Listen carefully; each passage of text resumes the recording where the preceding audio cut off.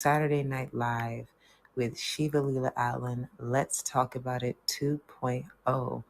I am so happy to be your hostess today and welcome into my metaverse space and podcast audio. Now, today we have a special topic and we're going to jump right into it right after we play a little bit of sounds and allow everyone to enter the room respectfully. I hope everyone's been having an awesome day. And I'll hop back in as soon as everyone acquaints themselves with the space. And I make sure that everyone has a seat here at the couch so that we can get prepared for today's discussion.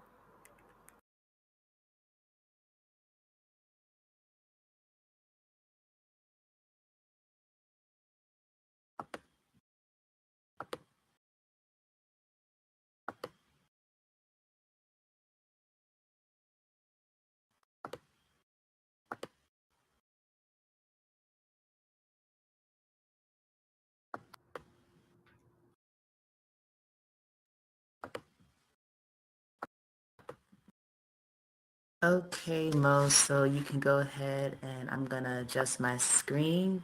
Welcome, peace and blessings, everyone. I am live on IG and I'm live here in Spatial, and the Raw is also live streaming. So welcome to everyone who's joined.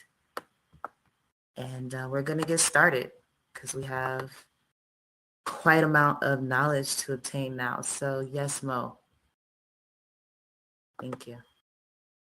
Peace and blessings and welcome to I Dance Art House Web3. You're here with me, ShivaLeela Allen, in the metaverse space. And I'm here to immerse you in some awesome readings that I've been reading. I want to share with you a story that I picked up. And we're going to create a read along. So, yes, a read along is what I've decided to implement into my free Saturday night lives. And we're talking about NFTs, culture, dance, and healing. But today, I am going to pick up on a awesome book. Now, the creator and founder of this book is a leading edge dancer. She's been dancing for so long. The Beginner's Guide to Being a Professional Belly Dancer by Helen Blondell. And I'll put her image here on the screen for everyone to see. She's been dancing for so long, and I would love for everyone to follow her on IG. And I feel like being a dancer creator is really important because there's always a story behind it. So with Helen, I ran across her story just, browsing on my Web2 Instagram page. And her Instagram is Helen Singer Dancer. So Helen Singer Dancer. And that's her IG. So yeah, we're going to read into the beginning contents and just basically what the story would be about. And we're going to continue this, like I said, over the season throughout episodes. So let's begin. Acknowledgments. I would like to thank my mother, Sandra Blondell, for being my biggest support system throughout my life, artistic journey, and career. My father, Rupert Blondell, for teaching me the importance of value and work ethic that I take with me in every endeavor I pursue. Rest in paradise. Contents. Introduction, identify your purpose, identify your primary clientele, identify your dance style. Image, get your foot in the door, become an active member of a dance company, join a talent agency, join an entertainment service booking platform, set your price, know the average dancer rate in your area and avoid undercutting, know your worth, online presence, website, social media, professionalism, professional communication, professional actions, walk away, administrative planning, dancer etiquette, expand your horizons, and the conclusion. So we're going to just read about a good segment, about a good 10 minutes, and we're not going to read too much, but I'm just giving you a sneak peek of what we'll be reading into the next episodes again, because we did have a great interview with the amazing Patrice D. Evans, a wife and a performer. So I hope you guys enjoyed that interview. So the introduction, and you can timestamp this as the start of this lecture read along. If there is one thing I learned from being a professional entertainer for almost 2 decades, is that figuring your way around making it a career path can be a major challenge. This is especially true when you're just starting out. Being a singer years before discovering belly dance, I was no stranger to the stage. However, when I embarked on my journey as a belly dancer 16 years ago, I never thought it would lead me to where I am today. Becoming a professional, appearing on TV, performing in shows, and hosting my own classes seemed like a distant dream. However, the dream was there, and every dream is accompanied by challenges to overcome. After years of practice and improving my craft, the new challenge I faced was being able to turn this passion into a profitable career. After all, I had the talent. I remember times I go out with my friends for a stroll along the Miami nightlife scene, and sometimes I come across Mediterranean restaurants. There would almost be a belly dancer performing her heart out in a beautiful costume, delighting patrons and creating an enchanting atmosphere. I watched in admiration, but deep down wondered how could that be me? Throughout many academic endeavors in high school and university, friendships, relationships, and other trials and tribulations, one thing always remained a constant in my life: my passion for Oriental dance. Passion was a big factor in creating a career out of performing. It has kept me going throughout multiple rejections. I recall asking experienced dancers for opportunities and either being left on scene or given vague answers, and either being left or even being given vague answers like just keep working hard. When going to direct sources like restaurant venues, I often be welcomed with a big fat no. Before even getting to showcase my skills, it was frustrating and even discouraging at times. If it weren't for passion, I think I wouldn't have had the tendency to keep pursuing this dream. After years of continuing my involvement in this beautiful art form, I met some amazing dancers, gained extensive experiences, and learned so much about what it takes to progress professionally as a belly dancer. Making a career out of Oriental dance is not just a one step action. And I only learned this over years of trial and error.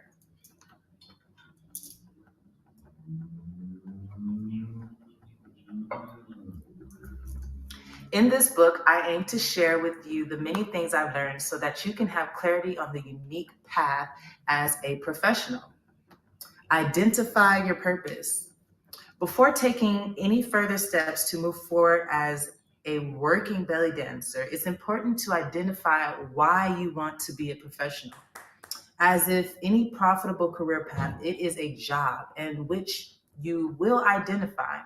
For this reason, you must understand your purpose. During a casual conversation about my desire to take performing to the next level, a successful dancer and mentor of mine advised that to truly be considered as a professional belly dancer, I must find out who I am.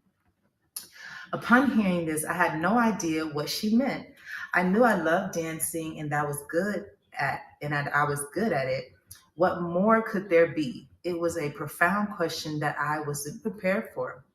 For the next several months, I pondered over this who am I question and finally figured it out. Who who you are is your overall essence as a dancer and aligns with your purpose. Of the many steps I go over in this guide, this one may be the hardest to grasp because of its uniqueness to each individual. Identifying your purpose is an intentional question, and no one can answer it for you other than yourself. All of us have different reasons as to why we dance, and for some of the purpose might be to positively impact others' lives throughout teaching. For others, it may be to acquire fame. Some dancers' purpose could even be to share something more meaningful with their audience. Given that your intentions of pursuing a career in Oriental dance are genuine, there is no wrong answer. I can't stress enough how much finding your purpose as an artist is not one size fit all action. Some dancers might be able to recognize this in a matter of minutes, and others might take months. It is important to be patient with yourself and highly introspective as well.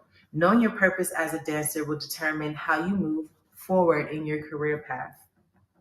You may also find as you blossom in your professional endeavors, your purpose, your identity as a dancer may change down the line. This is okay and honestly quite common in the cycle of an artist. Identify your primary clientele. A mistake many of us artists, myself included, make is that we focus solely on our art and lose sight of the business aspect of what we do. When transitioning from a student dancer to making a profit from your craft, you are no longer just an artist. You are a business person and must answer questions key to its success. One of these is the main demographic you plan to market to. If you've already identified your purpose and who you are as a dancer, this step may slightly be easier for you. When you know what your goals are, and you will be able to filter out any type of client that doesn't align with that. Will you cater to upscale private events, or do you prefer restaurants? Do you wish to perform for certain age groups, genders, or other demographics of people? Maybe you prefer to dance for and teach other dancers rather than entertain a general audience. These questions within questions may seem tedious, but I've learned that this is a beneficial step in creating your business plan. Once you've determined who you exactly you're marketing to, this will set the path for everything else in your career. When I first started doing belly dance gigs, I didn't really have a primary clientele in mind. And I knew where two things: I wanted to get paid and I wanted to get my name out there, leading to more opportunities to get paid. This was a valid mindset, and I know many dancers who start out think this way. Some performers just dance and everywhere with extraordinarily little thought and end up making a lot of money. However, I've noticed that once I started marketing to a specific demographic of clients, not only did my business plan improve, but so did the quality and pay of my gigs. If you're very green in the industry, you might be eager to start no matter what kind of gig it is. You may want to just hop on the opportunity to finally dance and make a profit. This is okay, but consider doing this with a purpose. As I was doing my first shows, I used to think that all gig types were one size fit all. After my first dozen events and restaurant appearances, it didn't take long for me to realize this couldn't be farther from the truth. I quickly discovered my preferred clientele. Use your first few gigs for trial and error. See what type of events and demographics you like performing for. It will be different for everyone. You will soon notice a pattern of what you do and do not like, and you will be able to go from there. In my experience, I've been better off with one focus by honoring on one specific audience, and I was able to notary within that network, as well as given the opportunity to expand to other niches as well. Identify your dance style. Much like a target clientele, it's important to have a specific style that makes you unique.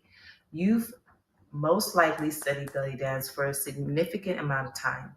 for you to know what is your style. However, if not, this is something worth looking into for key reasons: attracting your desired audience. Your dance style is closely associated with the type of clients you prefer to attract because certain different demographics tend to like certain styles. Certain events may call for dancers whose technique is flowy and elegant, while others prefer one who is more earthy and understated. Music and costuming are all aspects that one must take into consideration. The music and the outfits of choice at a Middle Eastern wedding could differ greatly from one at a hookah bar at night, for example. Therefore, it's important to ask yourself the following: what style or styles of music do I enjoy the most? And what are my favorite costumes to wear? Is there anything that I will not wear? And what characteristics my dance techniques and are things that I can improve on to better suit my target audience?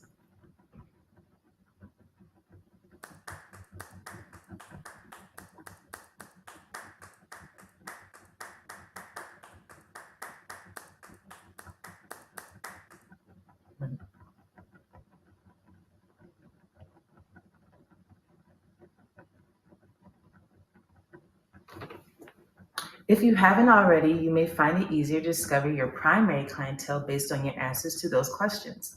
Asking yourself these things will make you more self aware as a dancer. But what about if you don't have a preferred style of music or costuming? Or what if you're not sure how to pinpoint your technique?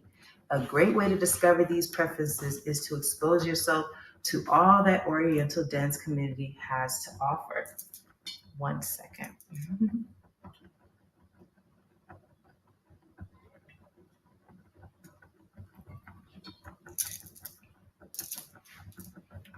You can do this by attending dance festivals. There, you can take workshops of world renowned masters, instructors, and see what you like and don't like while simultaneously learning new techniques. Another perk to belly dance festivals is their gala shows where you can watch many seasoned performers perform various styles. You can then access what performances you enjoy the most and if there's any consistencies with what attracted your attention. And attending an Oriental dance convention is not possible at the moment. The internet is a powerful tool. You can go to belly dance pages on platforms such as Instagram and study many different types of dancers' performances. After identifying what you like, the most important thing is to then put this into practice by rehearsing and investing in costumes that align with your unique style. Image. Once you decide to become a professional dancer, you are now a business, and performing is a service. Every successful product on the market has a brand. In this case, since the product and service is your dancing, your image is your brand. In business, branding is defined as a feature that identifies one seller's good or services as a distinct from those of other sellers. Think about even outside of the dance realm, from your own favorite musicianal artist to your favorite beverage. All of these companies have logos, colors, or general feel image wise, where one would easily be able to distinguish them from a competitor's company. Successful businesses have good branding. Being in decent physical shape is important in profession. However, a common misconception around belly dancers and performance artists collectively for that matter is that one must look like a fitness model to be successful and get work. This isn't necessarily the case. I've seen dancers gain notoriety not because they were pretty or had certain body types, but because they had a unique look, and in other words, a brand. So the next question to ask yourself is what sets you apart from the rest? The concept of finding your image is similar to that of identifying your dance style mentioned in the previous chapter. However, your image holds a distinctive weight because it is the first thing people see before they even get to witness your dance. Now, more than ever, the supply of belly dancers is heavily saturated. This is especially true if you live in the Mediterranean area. Having the typical cookie cutter image may work in some cases. However, in a market with so much competition, possessing an image that distinguishes you from the dime a dozen instantly sets you apart. You become more recognizable. This naturally increases the probability of being booked or, at that very least, considered for booking. An example of a belly dancer who brands herself exceptionally is a world-renowned dancer, Oksana Bazava. She is notorious for her curly, bright red hair and eccentric body-hugging costumes. Her language is often imitated, but these dancers are almost always called out for taking inspiration from Oksana's staple look. Keep this in mind when finding visual aspects that set you apart. Some people may have physical attributes that are naturally unique, making it easier to identify their image. For others, it may be something as specific as a costume piece, as uh, as they and only they are notorious for wearing. As with any other successful business, developing your image often takes time, and it's okay. That's okay. This is your chance to be creative. So, I would like to thank you for joining me on this lovely sneak peek on my series of this awesome read along by the awesome belly dancer. And you guys should definitely check this out. I'm going to put her information up on the screen, but I mean, Helen is just super awesome for even creating such a guide and just something that you can have in the physical. This is why I'm giving you this because, you know, we're still transitioning and this is what we'll be continuing doing. Thank you so much for your time. Peace.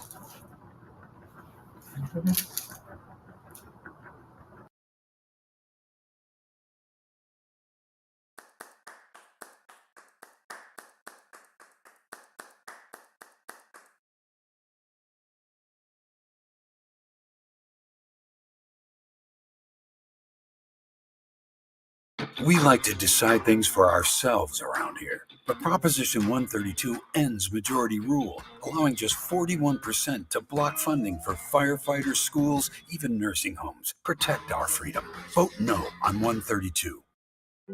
On every vacation at a verbal home, there's someone like you who reunited the family.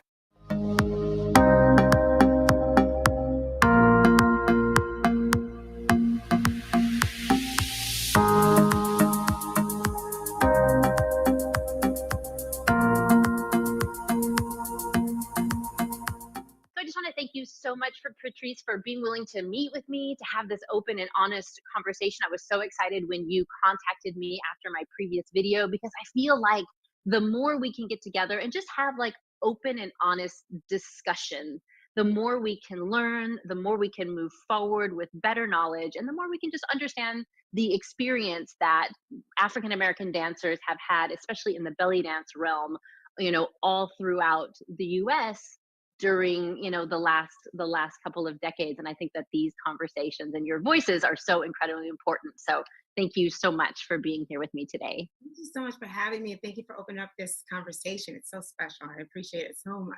I'm honored to be able to have a conversation Yeah, like this. beautiful. So yeah, so I really am very interested in your story, and I want my viewers to know your story. I feel like as a belly dancer, and I've been doing this for 20 years now, I've always had the sort of rose-colored glasses view that like belly dance is for everyone, and it doesn't matter who you are or what you look like, you know, gender or race or size or sexual preference. Like because I've seen a lot of that. Like I've seen a lot of open inclusivity and a lot of positivity in the last 20 years, but I feel like I have not been aware of things that are also happening that aren't as inclusive. And so I'm curious to get different dancers' personal experiences to sort of help me understand how things are. And then we'll talk more about like what we need to do moving forward to make belly dance that rosy, fabulous, wonderful, all-inclusive thing that I've always thought it would be. So can you tell us a little bit about how you got into the dance, what drew you to the dance, your first belly dance class, your first performance, and what it was like for you to get into the scene? All right. Well, my story is unique and different in the sense that, my story starts with my grandma being a preacher. I came from a grandma that's a preacher, and I took after her. So I'm now a minister. I minister to women, and I also started off as a dancer and an actress and a performer. So I had these both sides of me that was like the dancer, performer, and one that was so strong in the Lord and Christian faith. And in the Christian faith, how you become a Christian is to receive Jesus as your Lord and Savior. And that happened at 15, where I asked Jesus in my heart to be my Lord and Savior. But then between then and later on in life, I won't tell my age. Maybe I will. And then I actually got to a place in my life where I had a pivotal moment. I was into dancing and everything. Two things going on at the same time. The spiritual side is I gave my life to God. I said, that's it. I'm living for you, Lord. You tell me what to do. I'm going to do it. But back when I was younger, leading up to that, I already decided I was going to be an actress. I was in high school. My dance teacher and my acting teacher were fighting over me, like, no, we want her to be the star, and I chose acting because I just thought of this today, by the way, but I didn't feel like I was able to advance in the way that I was good at dancing in the dance world. It was always something unique and different in the sense that my abilities were more of an international dancing and modern dance, but I was so good at dancing all kinds of dances from any country. And then I was also good at my modern dance and all the professional stuff and classical dancing. But as I grew older, while the Christian side was going on, I was learning who I was as a dancer. And in college, I was always doing Caribbean dance. And I grew up in a Hispanic neighborhood, and I danced just salsa, merengue. So I was building this repertoire, and I'm like, okay, while I'm a professional, I have all these, modern dance and jazz and all this professional dancing. I'm also a natural dancer. And I started to realize that I picked up international dance so well. And then later on, I said, there's no room for it. This is early on. I'm a lot older than I look. And now there's so much room for dance in so many different genres. And I'm like, wow, this is my time. But I was already going into my acting. And then at that pivotal moment in my life, the Lord said, I want you to dance. I'm like, yeah, but I think I should, that's my thing. That's my personal thing that I love, but I don't do it professionally. I do it professionally when the time comes, but I want to focus on my acting. But the Lord said, no, I want you to dance for me. And I'm like, okay. So I did a dance fitness program, and I incorporated my international dance. And he says, no, I want you to belly dance. That's what we consider it, rock shark. We know what it really is called, but my understanding, he knew what I understood, and I'm like, what? And I had already been doing the dances. I had already been incorporating it because of all this the ability, the fact that I could pick up so many dances, and I was into dance fitness, so of course we had all these different dances in there with Zumba influence and all that. And I call myself someone who had an idea for Zumba before Zumba, but that's my thing because I was so into international dance way before Zumba, and I wanted to show it to the world. No one had been interested, and then Zumba came along, and I was like, okay, if you can't beat them, join them. And so then after this, I had my own dance fitness program. It was unique. It was unique in the sense that it came from the strong dancer's background as a natural dancer and a trained dancer with my degrees in dance and theater and all that, and had brought it. I said, okay, Lord, I'm doing it. I did a DVD and I did all that. And then he switched it on me. He's like, okay, I want you to belly dance. I'm like, this is where you come in. I'm like, I don't want to belly dance. They're intimidating. Tired of bras that make you feel exposed? Yes, get rid of that.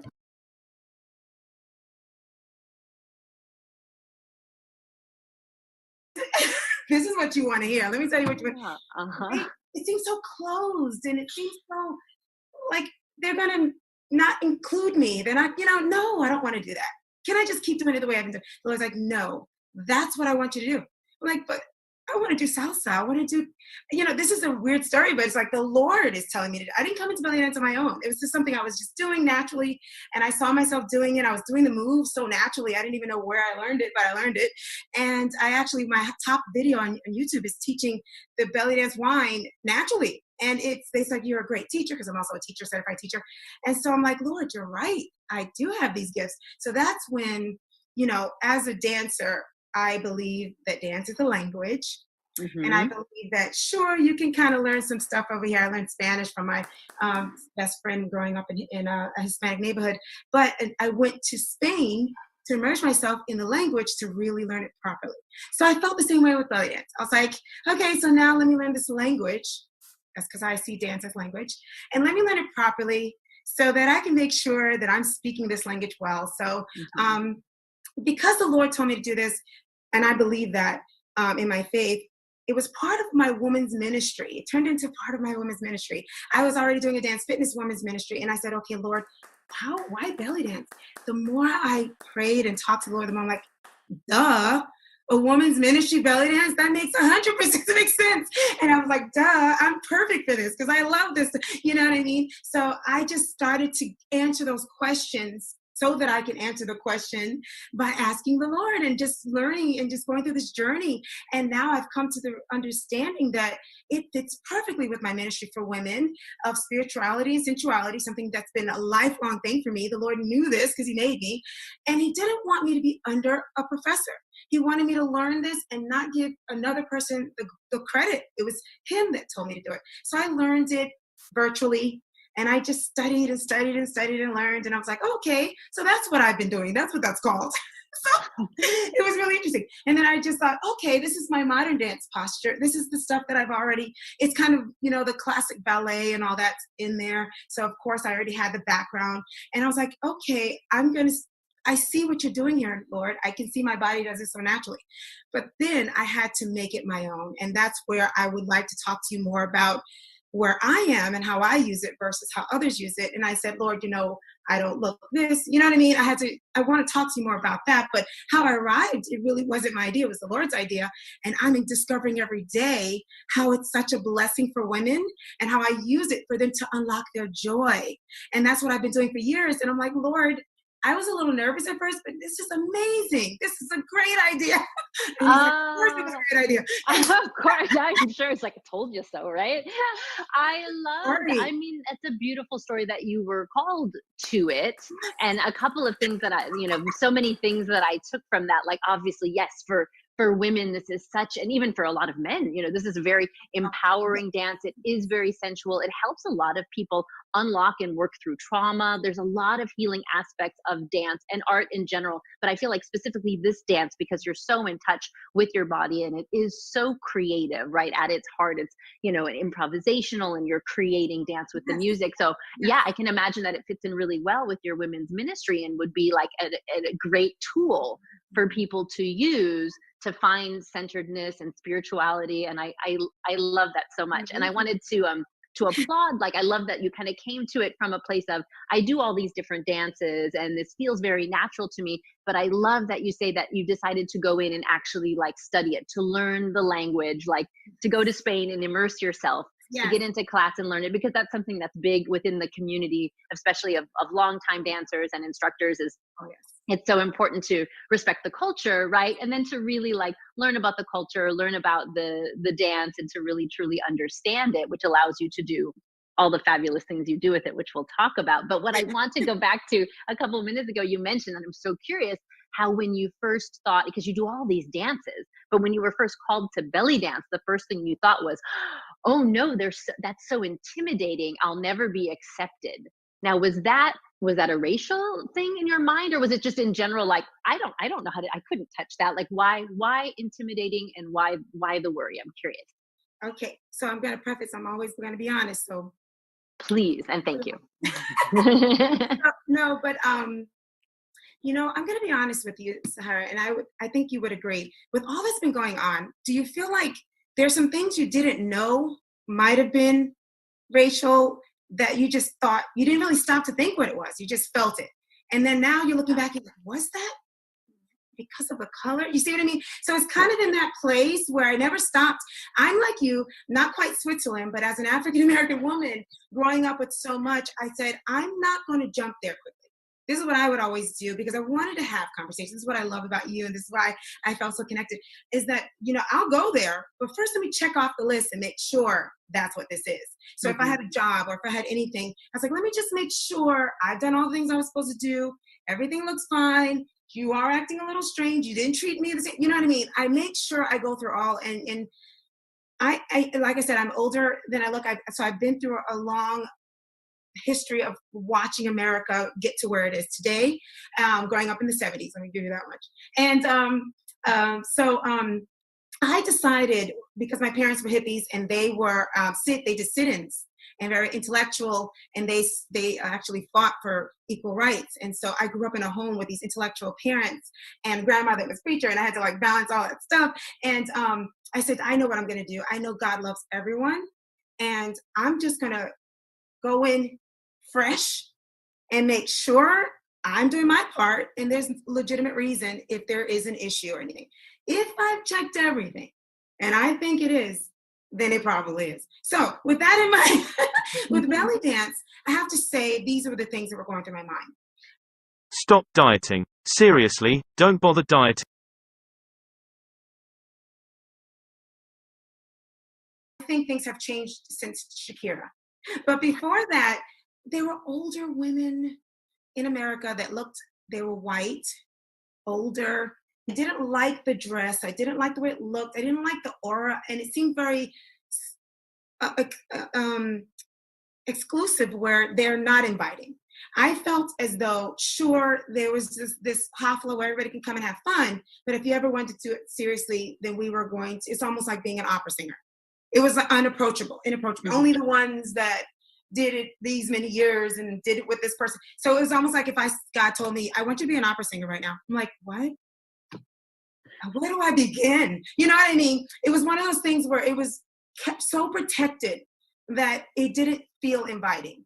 And it wasn't beautiful to me, I'm going to be honest, at the time, because it was just the older 70s. Maybe it was because remember, I'm older, so I'm used to looking at that older look, the vintage. And I didn't feel like I like that young and fresh. As I started to learn more about belly dance, when I finally got back, I started uncovering it more. I thought, no, wait a minute, that's not true. And I started to look into it more. It's so quiet, and it's got its own little following and community that you have to get in it to learn more about it. If you really think you know it from the outside, you're wrong. You have to literally get in it, like I did with Spain, immerse yourself, learn and look at the different shapes, sizes, and all the different things that are there. And I was like, wow, there's more to belly dance than I thought. And my daughter was into it before I was. I don't know why, I just was turned off. I don't know, maybe I saw something I didn't think was beautiful during a certain time, and then it changed and I never saw that. But then, and I also met a belly dancer in my area that I tried to collaborate with and do international dance with, and very standoffish, it wasn't very inviting and older. And it was just what I thought it would be, And then I felt like I wanted to challenge it. I was like, as soon as somebody tells me I can't, no. You're one of those. I didn't want to challenge. And so I said, Lord, are you sure? And then I didn't listen at first. I said, let me do Kizumba. Maybe he means that. He can't mean this, What will the church say?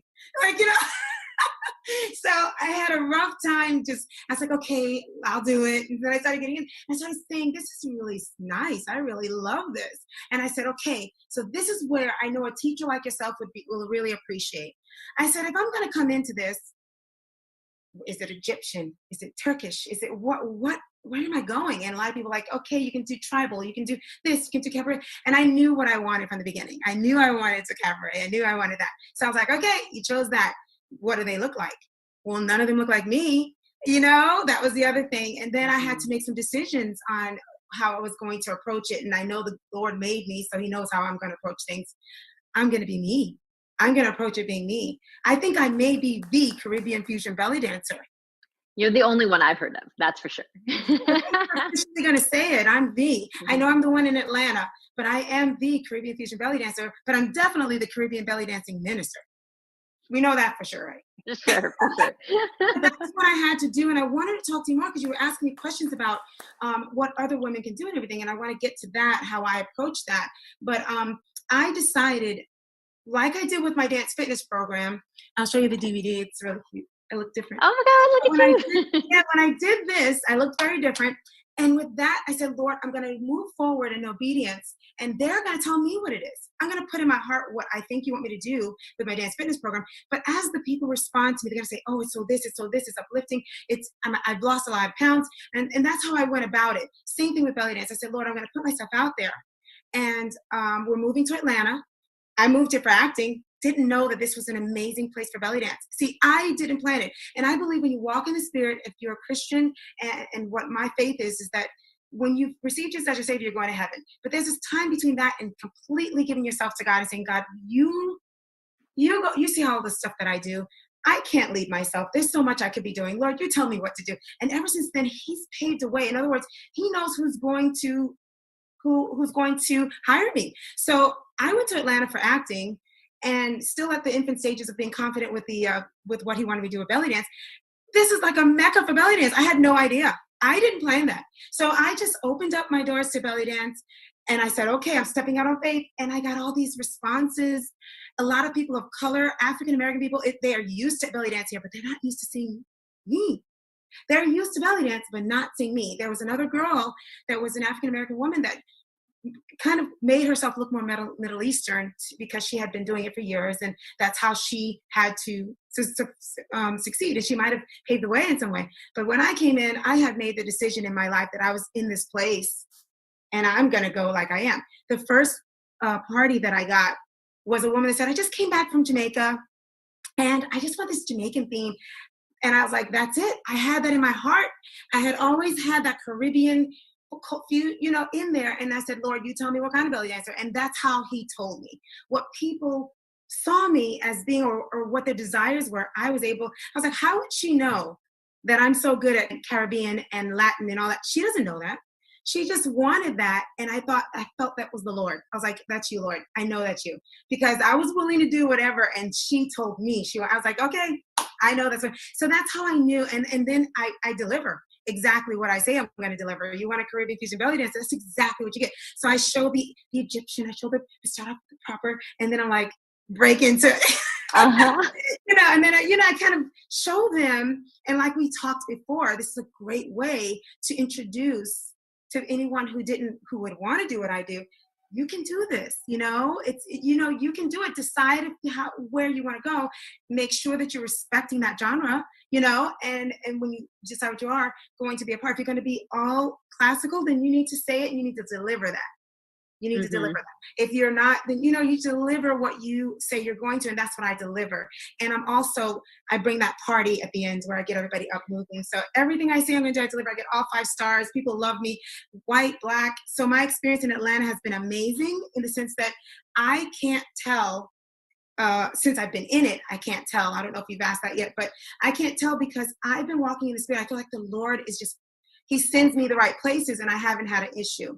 Getting into it, like I said, I was nervous, but if there's anyone listening and think they know what belly dance is, and they need to actually take a class or really unfold what belly dance is, because it's so much more beautiful and so amazing than you can ever imagine. And it took a while for me to see that, and now I'm in love with it.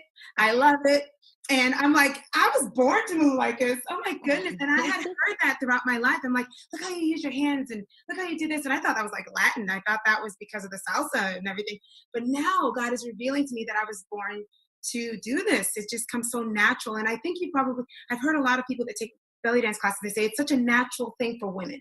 It should be natural for us to be able to move our bodies in this way, but sometimes it's not, and we have to unlock that for them. Exactly. Right. Yeah. Absolutely. No, I love what you say, because belly dance, I think, is a many-layered onion. And it's one of those things, like, I feel most people are aware that there's a thing called belly dancing, right? And maybe someone's seen it, maybe they haven't. But until you step foot into a classroom and like experience it for yourself, and then like the wide world of what is belly dance across the world right now opens up to you, it is a giant treasure chest, and you will fall in and you will never be able to get back out. And it's wonderful. I always say, be careful. I tell my students, I said, it will suck you in, and your life will never be the same, because it's just one of those, like, until you get into it, you have no idea just the depth and breadth of the world that exists. Right. And it's pretty magical. Yes, and the range between just doing it for fun, doing it for recreation, and then the professional, which, if you want to talk about that, we can talk about. That is definitely something I'd like to talk about.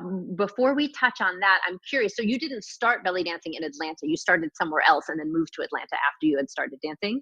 I started my professional going out. The thing is, I've been a professional dancer for so many years, and I've been a dancer for so many years and international and whatever way I just dance. And so whatever they're asking for, I'm going to do. And I've been doing it on YouTube, which is, and you know, we have to define what professional is, right? So, but I personally didn't switch on the, okay, I'm doing this until I did it before I was in Atlanta, but I didn't begin the full on, this is my next step in life until I came to Atlanta, if that makes any sense. Yeah, so absolutely. Incorporating it, but I didn't make that switch professional, you know what I mean? To stop Gotcha. and focus on what God told me to do until I came to Atlanta.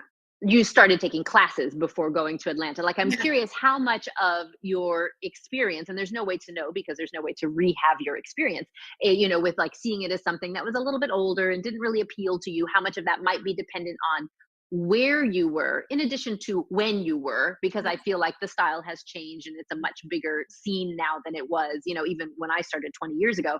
But I think there's probably a combination of, you know, perhaps the time and the place that would affect that. But when you finally like set foot into a studio to start taking classes, did you feel accepted? I don't know if it was in Atlanta or elsewhere. Did you feel walking into a studio of belly dancers like you belonged there? Did you have that strength in yourself because of your calling from God? Or did you have any questions as to whether that was where you're supposed to be? Well, We like to decide things for ourselves around here, but Proposition 130.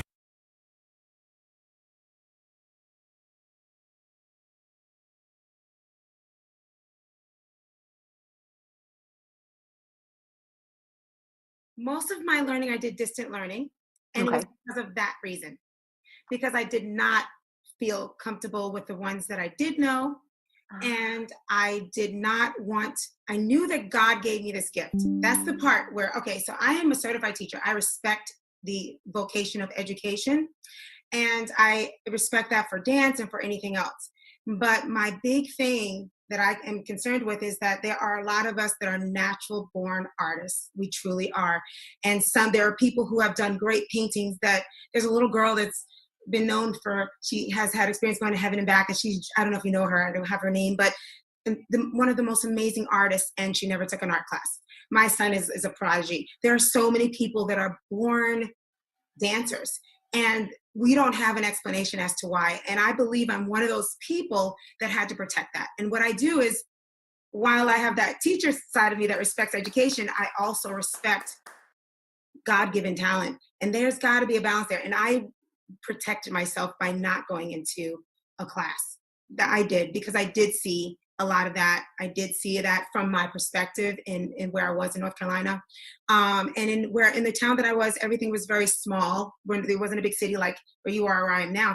And there's a lot of competition as to, you know, Zumba was like that. And there's a lot of that going on as it was. We had one girl that was known for being the belly dancer. And I started to hear them talk, and they're like, oh no, you should do this. Oh no, you belong here. And I just thought, okay, I'm done. So this is hard to take as a teacher, but I have to, it's very important to be careful when you have a natural gift, when you go to learn and refine your skills. It could actually hurt you if you don't have the right teacher, like what your student was saying about you. If you don't find the right environment, and if you're not in the right place, they could actually decide, oh, because you don't fit here, because your body looks different, and because you're moving differently. And this is where the African-American part comes in. Dancer for many, many years, over 30 years. I mean, I've been dancing since I was a little girl. I will be 50 this year, God willing. So I've been dancing for a very long time, since I was like 7. And so natural dancer and trained. And I have noticed that while people think I'm so amazing, I'm like, where's my lead part? In acting, I was always able to be a lead, but there was always this thing with dance. And so this is where the Black thing, the African descent comes in. I have dark skin, so I stand out. I have obviously full hair. I have a curve in my back.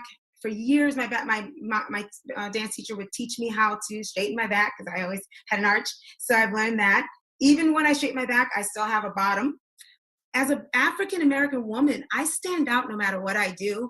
And when you're trying to get the lines and you're trying to do the moves, I'm going to stand out no matter what I do. And so one of our top belly dancers, I believe it's Copeland. Yeah, I think her name is. She's even talked about it, and she's amazing. So it's something about the way our muscles are, the way our bodies are, the way we can't. It's unapologetically what it is, and sometimes institutionalizing something can exclude if we don't look exactly the same. And when you think of ballet, or you think of modern, or you think of now with belly dance adopting those things, while we can do those moves just fine, when we come out of where our dances come from, our bodies just move slightly different, and it's beautiful, but it's different, and it's okay. And I think when you get into when you start to institutionalize things, you start to say, no, this is the way. This is the way you got to look. This is the way you got to be careful when my body comes in and it doesn't do it exactly, but it's still good. You know, I'm bringing a flavor that only I can bring. It's like my fingerprint. And I, being the educator that I am, I did this with my son. I ended up homeschooling him because he's a prodigy. He's an artist, an animator. He's been doing it since he was 2. And I was given advice by a gentleman that was a little young boy that was in the art institute. He was like this great artist. And I said, look, my son's 8. What should I do? He's like, let him be natural as long as possible. Don't put him in school yet. It could ruin him. And I remembered that. And he's fell in love with it. He loves it. So the answer is, I want to preserve whatever God is telling me. I want it to be from him. He's the one above me. No teachers above me. I heard a lot of people saying, well, I studied with this person, this person. So what are you saying? That person gave you your gift? So no, that person didn't give you your gift, but it does matter that they were with you. But don't forget, God gave you your gift. And so God led me to not be under anyone, because he wants no one to take credit but him. And so he wanted me to learn distance. And I know a lot. I've watched some dancers get ridiculed for that. And I thought, wow, this industry is a little much, but most industries are. But there's something there that is pushing people away, because now everybody has to do it online. And a lot of us it's okay to do it if you join somebody's website, but you can't do it. It's like, you can learn distance, and I learned distance. I actually took courses on distance learning. I studied by watching. I studied by reading. I did all that, and I did what the Lord said. He didn't want me under anyone. And so that kind of goes against the schooling, but only in the sense that if you take education and you take the institutionalizing something that was never needed that. So let's think about the back when it all started. They were in the streets dancing. And from what I understand, they were peasants, poor people dancing. God gave them those gifts. Everyone loved it. And then it got institutionalized. And we love that, what happened, but we got to be careful for that institutionalizing to shut doors for anyone whose body moves a little different. Is it wrong because it moves, when I say that word, I have a little different accent than, you see what I'm saying? So if a person from Africa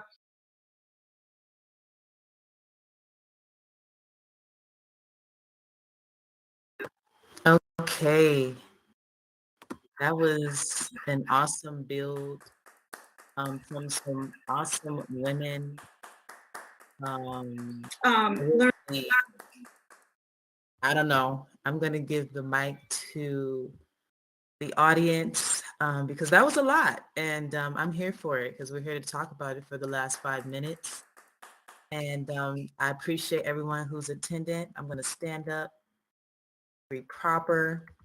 And yes, so that's how we're building. And yes, I digress, everyone. How are you tonight?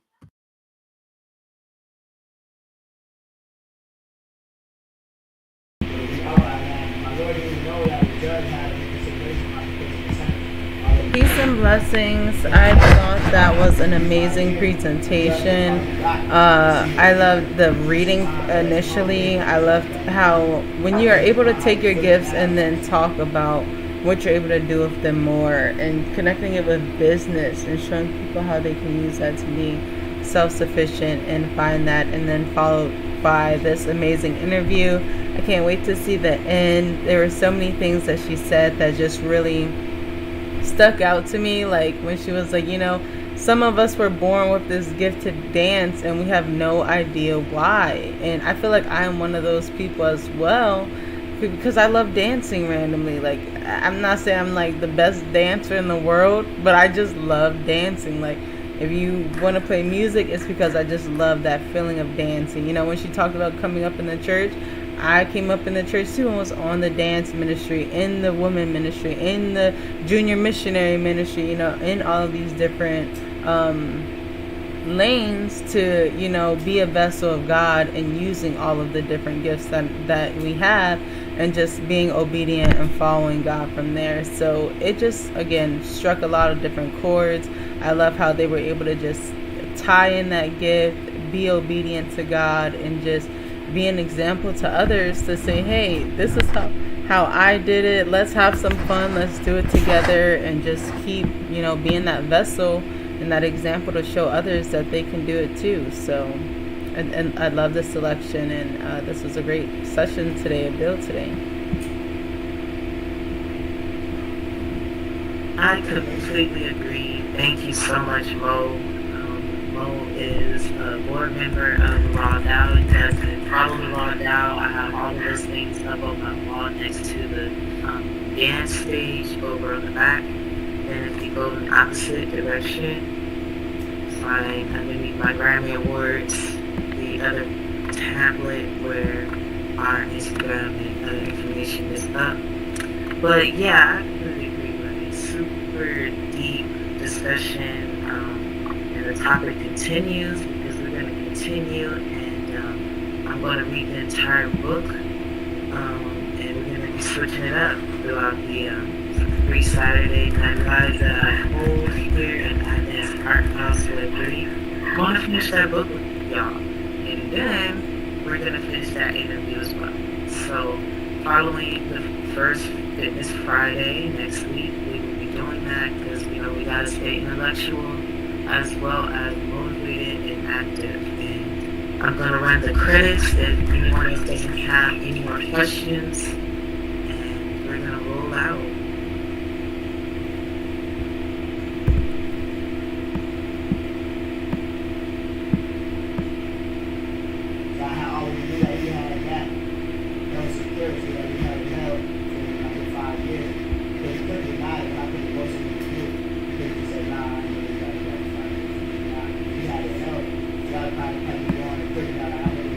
ShivaLeela Allen presenting to you SNL Let's Talk About It 2.0. Please follow me on my social media platforms. Don't forget to join Patreon. Patreon will allow you to have NFT access to all of the future events held by me, your hostess, ShivaLeela Allen, and the Raw DAO. So click the link in the bio to look at all of the tiers that I provide for you.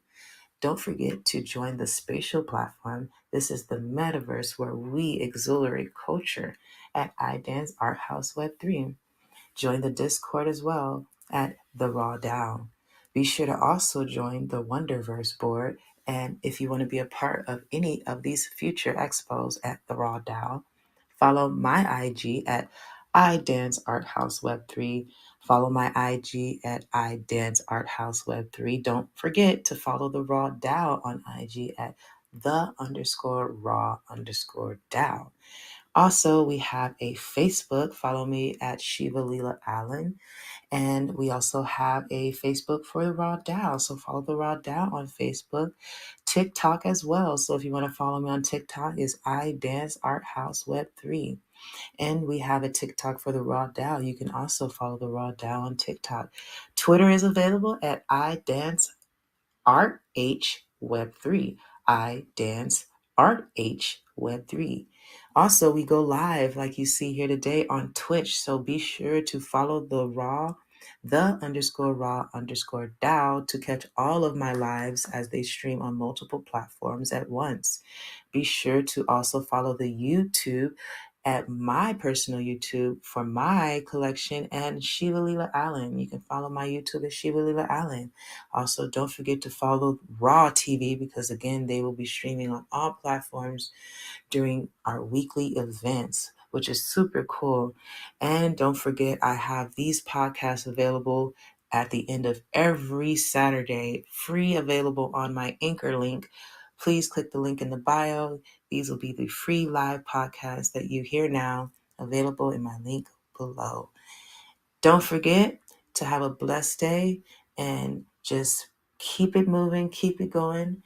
and jam on out because we believe that dancing is healing and we're about NFT healing, culture, and dance. I do not own the rights to the music that you hear in this recording. Thank you.